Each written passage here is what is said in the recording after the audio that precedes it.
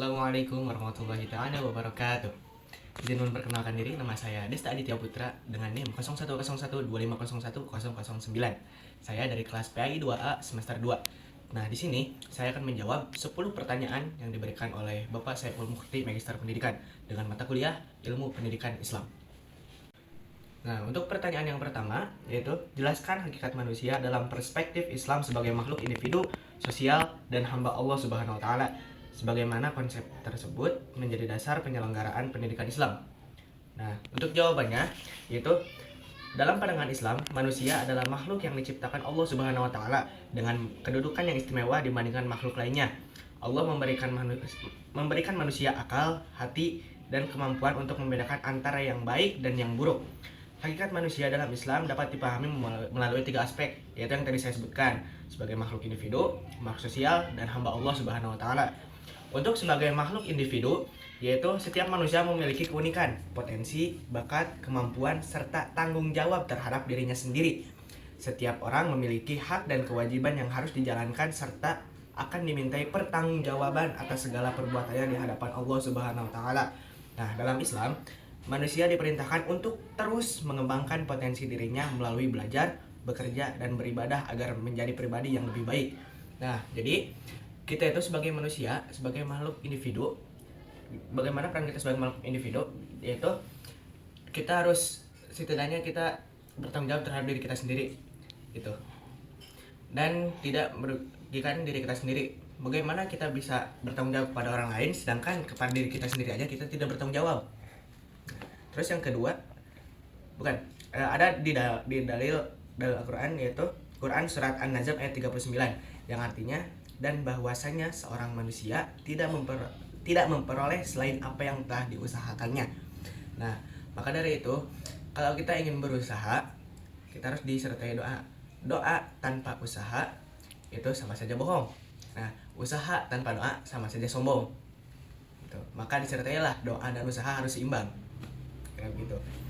Ya. Terus ada mafrudat, itu manjada wajada. Barang siapa yang bersungguh-sungguh, maka ia akan berhasil. Makanya ketika kita menginginkan sesuatu, di situ kita harus bersungguh-sungguh, baik dalam berdoa maupun dalam usaha. Nah, yang kedua yaitu manusia sebagai makhluk sosial. Manusia tidak dapat hidup sendiri dan selalu membutuhkan bantuan serta kerjasama dengan orang lain. Karena itu, manusia disebut sebagai makhluk sosial. Nah, kita membutuhkan bantuan dari orang lain itu bukan hanya ketika hidup, bahkan ketika kita sudah meninggal. Contohnya, orang yang menggali kubur, orang yang mengantarkan kita ke pemakaman, orang yang mengafani kita, orang yang memandikan kita.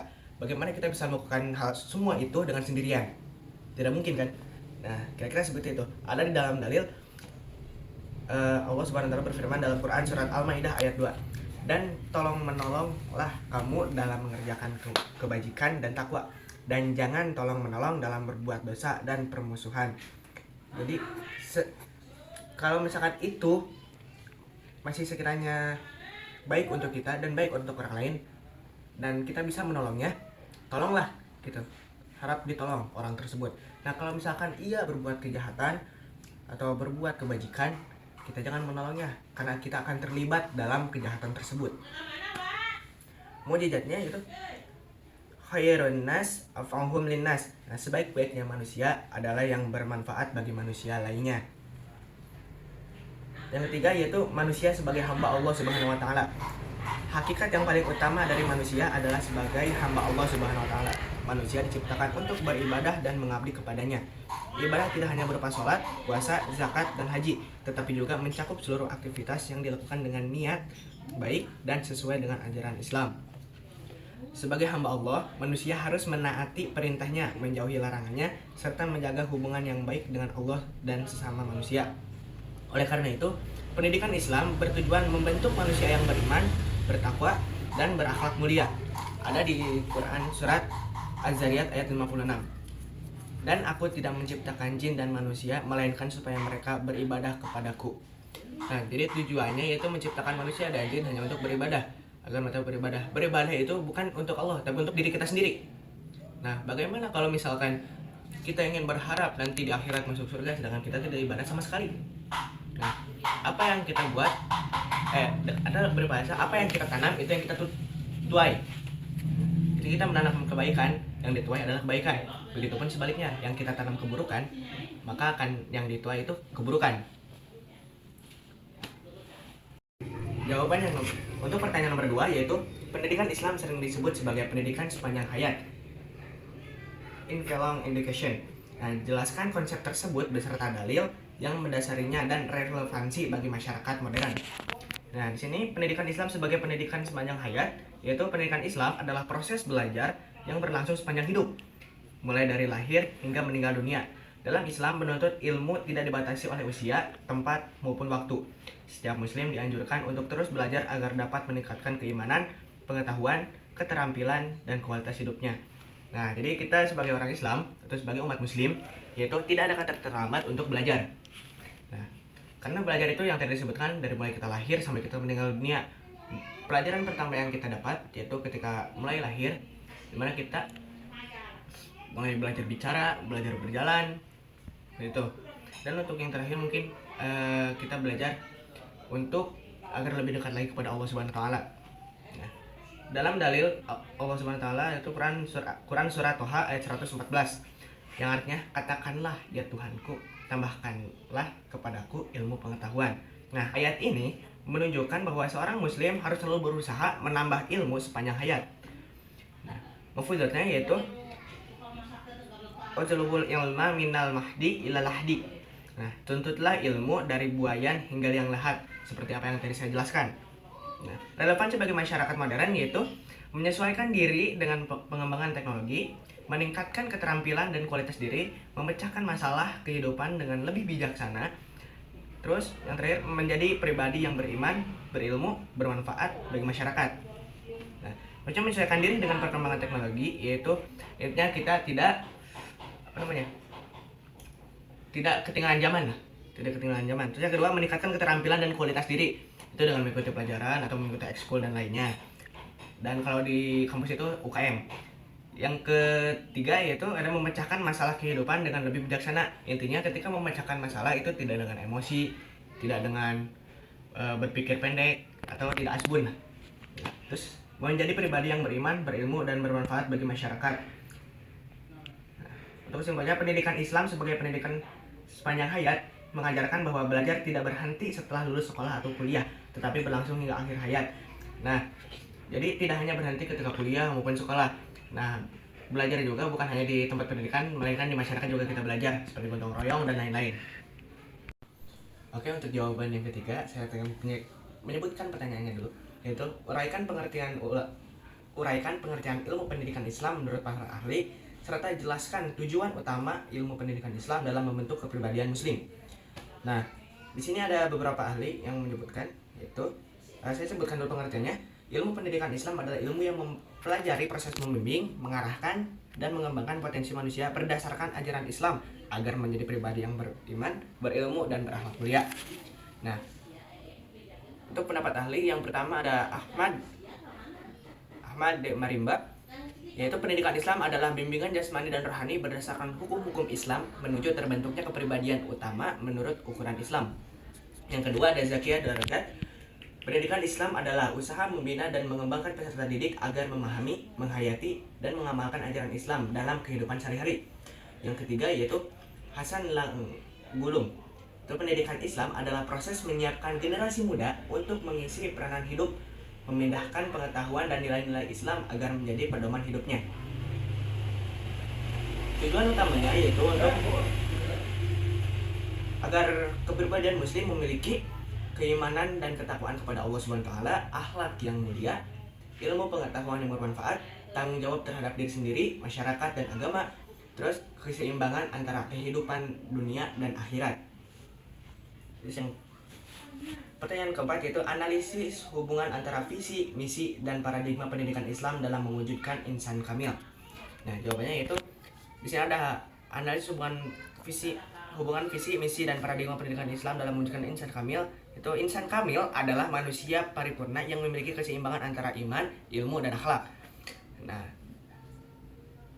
dan akhlak serta amal. Ia tidak hanya cerdas secara intelektual, tetapi juga memiliki kepribadian yang baik serta taat kepada Allah Subhanahu wa taala. Untuk visi pendidikan Islam yaitu pendidikan Islam adalah menciptakan manusia yang beriman, bertakwa, berilmu, berakhlak mulia dan mampu menjadi khalifah di bumi sesuai dengan ajaran Islam.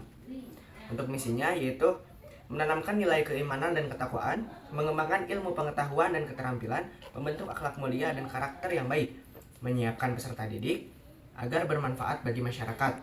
Itu tujuannya. Terus paradigma pendidikan Islam itu hamba Allah atau Abdullah yang wajib paradigma pendidikan Islam memandang manusia itu sebagai hamba Allah yang wajib beribadah kepadanya.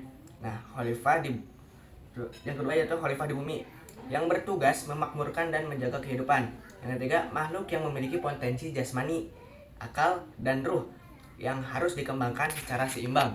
Jadi kalau tidak seimbang itu akan tidak fokus gitu.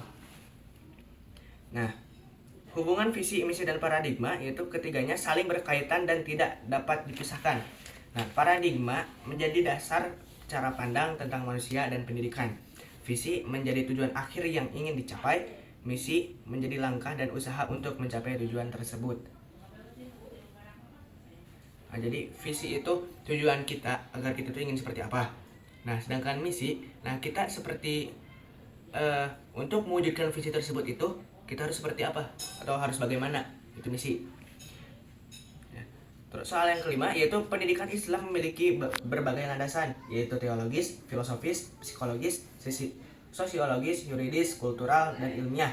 Jelaskan fungsi masing-masing landasan tersebut dalam penyelenggaraan pendidikan. Nah, untuk landasan teologis bersumber dari Al-Quran dan hadis. Nah, fungsinya itu memberikan arah dan tujuan pendidikan agar peserta didik memiliki keimanan, ketakwaan, dan akal mulia sesuai ajaran Islam.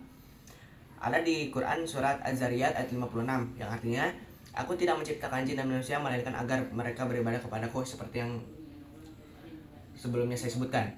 Yang kedua adalah landasan filosofis. Landasan filosofis berkaitan dengan pandangan tentang hakikat manusia, kehidupan, dan tujuan pendidikan. Fungsinya menjadikan dasar dalam merumuskan tujuan pendidikan agar mampu membentuk manusia yang seimbang antara kebutuhan dunia dan akhirat. Yang ketiga adalah landasan psikologis. Landasan psikologis berkaitan dengan perkembangan jiwa, karakter, minat, dan kemampuan peserta didik. Fungsinya yaitu membantu pendidikan memilih metode pembelajaran yang sesuai dengan usia, kebutuhan, dan perkembangan peserta didik sehingga pembelajaran lebih efektif. Nah, tidak mungkin dong orang yang lebih tua menggunakan pelajaran anak kecil atau anak kecil menggunakan pelajaran yang lebih dewasa. Dan mungkin karena tidak akan masuk ke dalam pemahaman mereka. Terus yang keempat, landasan sosiologis. Nah, landasan sosiologis berhubungan dengan kehidupan masyarakat dan lingkungan sosial. Fungsinya mempersiapkan peserta didik agar mampu hidup bermasyarakat, bekerja sama, menghargai perbedaan, dan memberikan manfaat bagi lingkungan. Nah, mafuzatnya yaitu khairun nas wa afdalun nas, seperti yang saya sebutkan di awal. Yang kelima adalah landasan yuridis. Landasan yuridis bersumber dari peraturan perundang-undangan yang berlaku. Nah, fungsinya itu memberikan dasar hukum bagi penyelenggara pendidikan sehingga pelaksanaannya sesuai dengan aturan negara dan menjamin hak peserta didik untuk memperoleh pendidikan. Yang keenam yaitu landasan kultural. Landasan kultural berkaitan dengan budaya, tradisi, dan nilai-nilai yang hidup di masyarakat. Fungsinya membantu pendidikan menjaga, melestarikan, dan mengembangkan budaya yang sesuai dengan nilai-nilai Islam serta membentuk identitas peserta didik. Yang ketujuh atau yang terakhir yaitu landasan ilmiah berdasarkan pada hasil penelitian dan perkembangan ilmu pengetahuan. Fungsinya menjadikan proses pendidikan lebih rasional, sistematis, efektif, dan mampu mengikuti perkembangan zaman serta teknologi. Nah, itu tuh kalau disebut tidak ketinggalan zaman. Nah, jadi kesimpulan yang saya sebutkan tadi itu landasan pendidikan Islam memiliki fungsi yang saling melengkapi. Landasan teologis memberi arah keagamaan, filosofis menentukan tujuan, psikologis menyesuaikan dengan perkembangan peserta didik, sosiologis mempersiapkan kehidupan masyarakat, yuridis memberikan dasar hukum, kultural menjaga nilai budaya, dan ilmiah menjadikan pendidikan lebih maju serta sesuai perkembangan zaman. Untuk pertanyaan yang keenam, yaitu membandingkan perkembangan pendidikan Islam pada masa klasik, pertengahan, dan modern. Menurut saudara, Periode manakah yang paling berpengaruh terhadap perkembangan pendidikan Islam saat ini? Berikan alasannya. Nah, perbandingan perkembangan pendidikan Islam pada masa klasik, pertengahan, dan modern, yaitu yang pertama pada masa klasik pada tahun 650 sampai ke 1250 Masehi.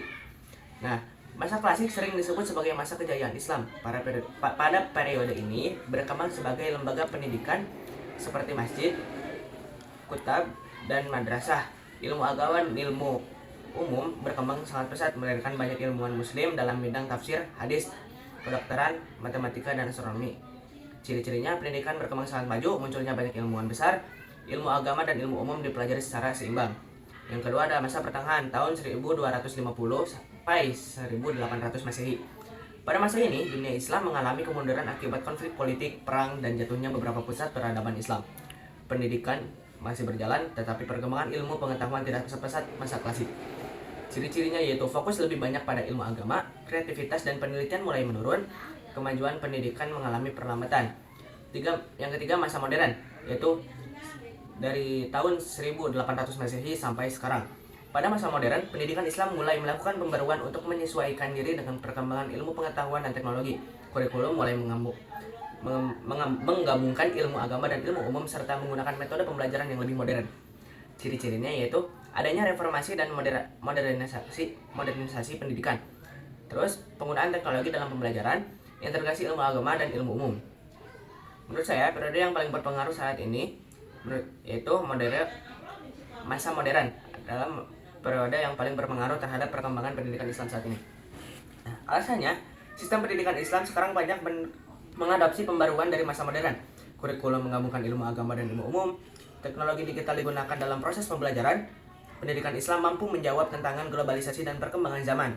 Nah, meskipun demikian, dasar keilmuan yang digunakan saat ini tetap berasal dari warisan masa klasik yang menjadi fondasi untuk perkembangan pendidikan Islam. Jadi apa yang kita dapatkan sekarang, apa yang ketika kita belajar, kita menggunakan metode apa, yaitu dilahirkan dari masa klasik.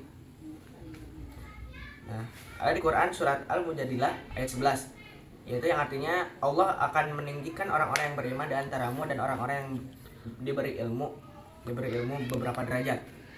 Nah, mujizatnya yaitu uhlugul ilma minal mahdi ilal lahdi, tuntutlah ilmu dari buayan sampai liang lahat.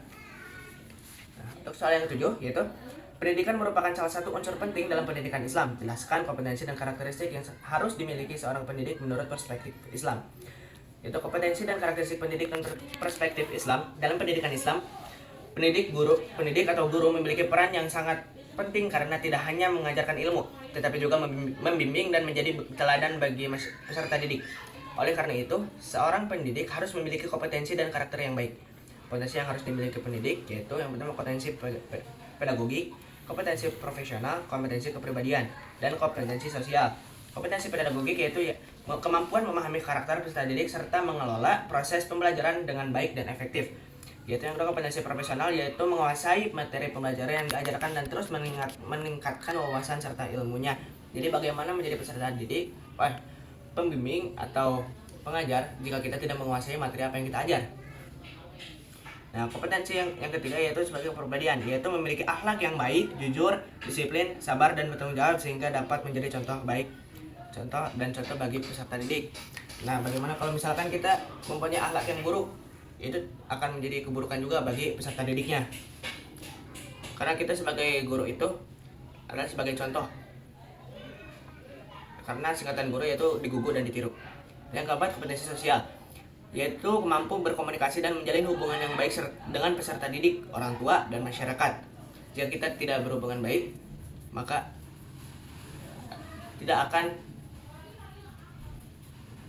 jika kita tidak berhubungan baik dengan peserta didik, orang tua, dan masyarakat, maka akan ada permusuhan atau perdebatan ketika sedang melakukan pembelajaran. Karakteristik pendidik menurut Islam yaitu ikhlas dalam mengajar karena Allah Subhanahu wa taala, berakhlak mulia dan menjadi teladan yang baik, sabar dalam membimbing peserta didik, adil dan tidak membeda-bedakan peserta didik, memiliki kasih sayang terhadap murid, terus belajar dan mengembangkan ilmu pengetahuan. Untuk pertanyaan yang ke-8 yaitu kurikulum dan metode pembelajaran merupakan komponen utama dalam sistem pendidikan Islam. Analisis hubungan keduanya dalam mencapai tujuan pendidikan yang efektif. Nah, jawabannya itu hubungan kurikulum dan metode pembelajaran dalam pendidikan Islam, yaitu kurikulum dan metode pembelajaran merupakan dua komponen yang penting dan saling berkaitan dalam pendidikan Islam. Keduanya bekerja dan untuk mencapai tujuan pendidikan secara efektif.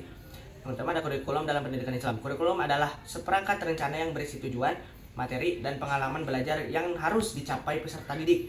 Dalam pendidikan Islam, kurikulum bertujuan membentuk manusia yang beriman, berilmu, bertakwa, dan berakhlak mulia. Dan yang kedua itu metode pembelajaran dalam pendidikan Islam. Metode pembelajaran adalah cara yang digunakan guru untuk menyampaikan materi kepada peserta didik. Contohnya metode ceramah, diskusi, tanya jawab, keteladanan, pembiasaan, dan praktik langsung. Hubungan kurikulum dan metode pembelajaran yaitu kurikulum menentukan apa yang harus diajarkan, sedangkan metode menentukan bagaimana cara mengajarnya, seperti visi dan misi tadi. Nah, terus kurikulum yang baik tidak akan berhasil tanpa metode yang tepat.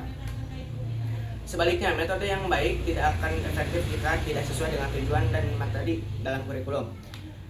Keduanya harus berjalan seimbang agar tujuan pendidikan dapat tercapai secara maksimal. Pertanyaan yang ke-9 yaitu saat ini pendidikan Islam menghadapi berbagai tantangan seperti globalisasi, perkembangan teknologi, dan degradasi moral. Jelaskan tantangan tersebut serta solusi yang dapat dilakukan oleh lembaga pendidikan Islam. Nah, untuk globalisasi membuat budaya dan informasi dari berbagai negara sudah masuk. Dampaknya, peserta didik dapat terpengaruh oleh budaya dan tidak sesuai dengan nilai Islam. Solusinya yaitu memperkuat pendidikan akidah dan akhlak, menanamkan nilai-nilai Islam dan dalam kehidupan sehari-hari. Yang ketiga, membimbing peserta didik agar mampu memilih budaya yang efektif. Nah, yang kedua yaitu perkembangan teknologi. Teknologi itu memudahkan akses informasi dan pembelajaran. Namun, jika tidak menggunakan dengan bijak, dapat menyebabkan kecanduan media sosial, penyebaran hoaks, dan menurunnya minat belajar, seperti sering-sering scroll TikTok, IG, dan lain-lain. Ya. Nah, solusinya yaitu memanfaatkan teknologi sebagai metode pembelajaran, terus mengajarkan literasi digital dan etika bermedia sosial, mengawasi penggunaan teknologi secara bijaksana. Jika kita punya anak, kita harus awasi anak tersebut atau anak kita, ya, untuk tidak terlalu sering menggunakan teknologi seperti HP, laptop, dan lain-lain. Yang ketiga itu degradasi moral. Degradasi moral ditandai dengan menurunnya nilai sopan santun, kejujuran, tanggung jawab, dan rasa hormat kepada orang tua maupun guru.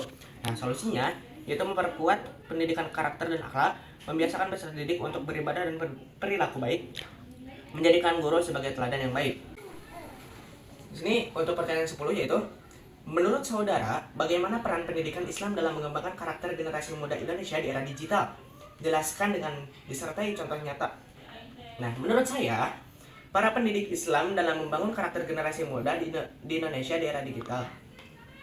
Nah, pendidikan Islam memiliki peran yang penting atau yang sangat penting dalam membangun karakter generasi muda di era digital.